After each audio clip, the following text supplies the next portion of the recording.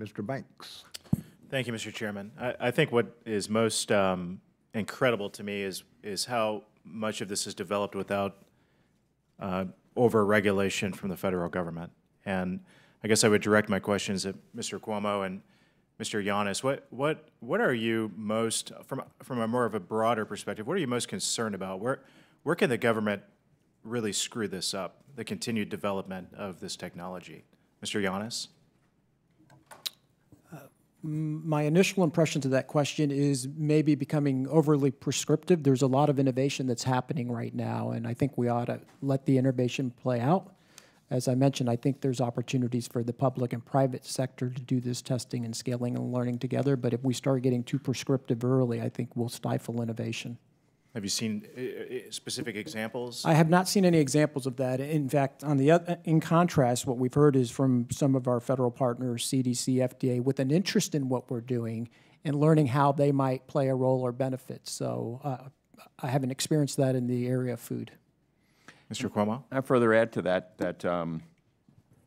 as I mentioned, there is a new form of blockchain that is more suitable for business and government applications around permission blockchain versus with Bitcoin, where you have open networks that are self-governed with a permission blockchain.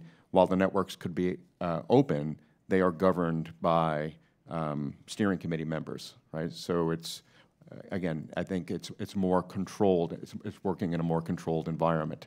So again, distancing any regulations and policy that are being levied against currency-oriented blockchain to this new breed, I think, is important to keep that separation, because there's an immense amount of innovation that can and will happen beyond cryptocurrency. So we really want to encourage the look at that. A, and B, there are many governments who are indulging in, I would say, less risky blockchain projects, whether it's digital driver's license, land registry, things of that nature. So you got to be in it to win it, and I think trying out some low-risk projects, learning from those, and participating more, I would say, with more tempo once you get those under your belt is what we'd recommend. So both of you would agree, I think, that what this hearing is all about, that we've benefited from the development of this technology without government overreach, without regulation, and you and the private sector are especially seeing the benefit of that. But both of you would agree with that? I would agree with that. Yes, sir. Okay, thank you. I yield back.